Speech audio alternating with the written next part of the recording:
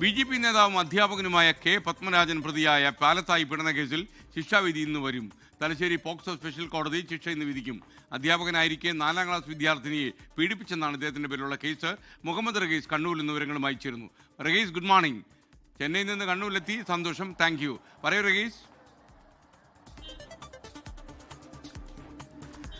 Morning SKN.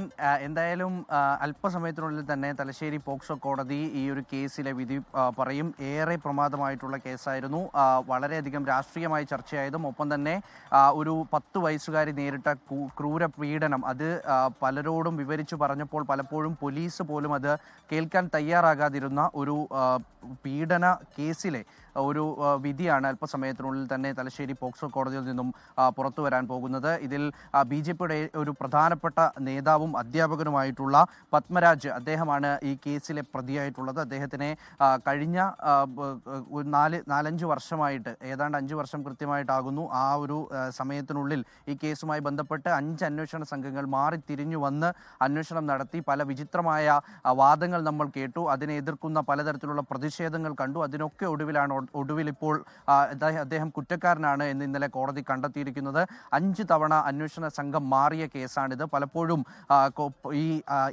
ഈ പെൺകുട്ടി, ഈ കുഞ്ഞു കുട്ടിക്ക് എതിരെ പോലും പോലീസിൻ്റെതടക്കമുള്ള ശബ്ദ സന്ദേശങ്ങൾ പുറത്തു വന്നിരുന്നു.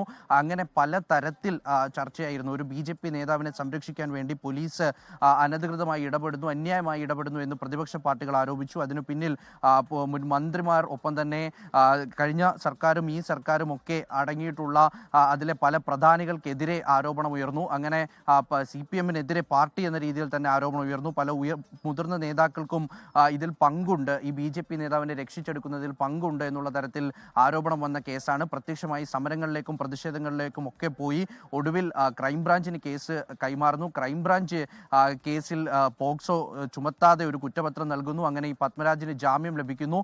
പിന്നീട് ഈ അതിജീവിതയുടെ, ഈ കുട്ടിയുടെ കുടുംബം വീണ്ടും കോടതിയെ സമീപിക്കുന്നു. അങ്ങനെ ഹൈക്കോടതിയിൽ നിന്നും ഒരു പ്രത്യേക അന്വേഷണ സംഘം കേസ് അന്വേഷിക്കണമെന്നുള്ള ഉത്തരവ് പുറത്തു വരുന്നു. അതിനു പിന്നാലെ അന്വേഷണം നടത്തുന്നു. അങ്ങനെ ആ അന്വേഷണത്തിനൊടുവിലാണ് ഈ പോക്സോ വകുപ്പ് ചുമത്തുക എന്നുള്ള ഒരു നിർണായകമായിട്ടുള്ള നീക്കത്തിലേക്ക് പിന്നീട് വന്നത്. അങ്ങനെ പോക്സോ വകുപ്പ് ചുമത്തുന്നു. ഒപ്പം തന്നെ ജുവനൈൽ ജസ്റ്റിസ് ആക്ട് പ്രകാരമുള്ള വകുപ്പുകളുണ്ട്. ഈ വകുപ്പുകൾ പ്രകാരം അദ്ദേഹത്തിന് വധശിക്ഷ അടക്കം ലഭിക്കാവുന്ന കുറ്റങ്ങളുണ്ട്. പക്ഷേ എന്താണ് കോടതി വിധി എന്ന് അല്പസമയത്തിനകം അറിയാൻ കഴിയും. എന്തായാലും 11 മണിയോടുകൂടി വിധി ഉണ്ടാകും. SKN.